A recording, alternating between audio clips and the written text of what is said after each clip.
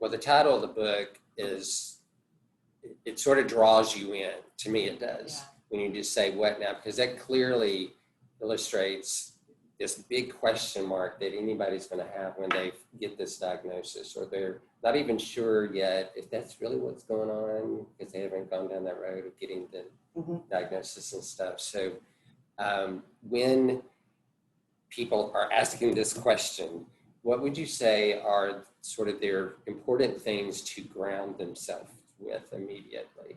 Right.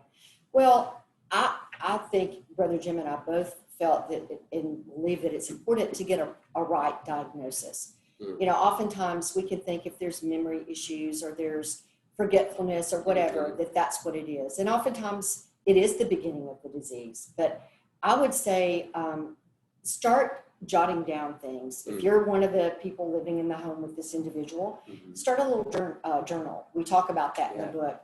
Begin to just, you know, jot down things that you feel you're seeing more frequently. Are they really of concern? And if so, then perhaps schedule an appointment with your physician. Let them start that process of checking that individual out to find out, okay, are there things that are showing the beginning signs of the disease?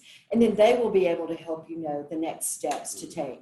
Once again, we're not trying to give medical information, but we do know what we saw in our loved ones. And it was helpful to see a pattern of some things that were the beginning signs of this disease.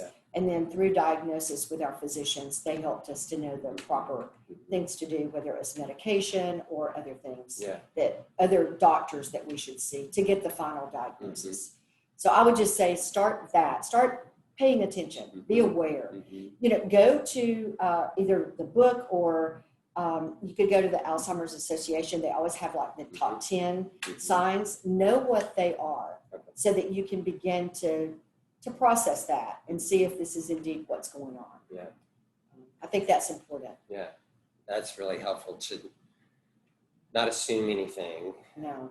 And one of the people in our church that read the book, she hadn't started doing what you said about writing stuff down.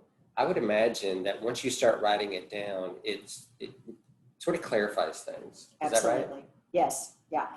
You know, we can just get lost in a day of being a caregiver, even in the beginning stages, before we even know it is the disease or has had the diagnosis.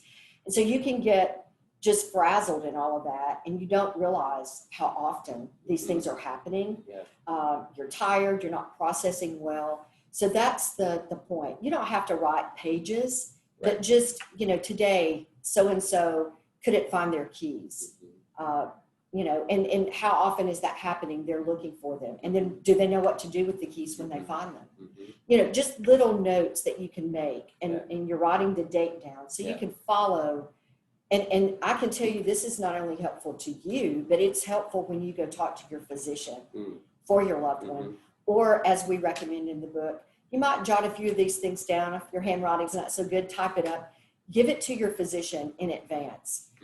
Your loved one is still cognizant enough that they might be embarrassed by this. They may not know what to do with what you're talking about in front of them. So we talk about that. You know, give this information to your physician or the nurse prior to the visit, or when you check them in, you know, sign in for your doctor's visit, and let the physician look at this prior to coming in. It can make a huge difference in the conversation in the room. You've kind of been ahead of the game and been proactive. And I think those are huge steps in the process of this as well, is being proactive in a lot of aspects of this.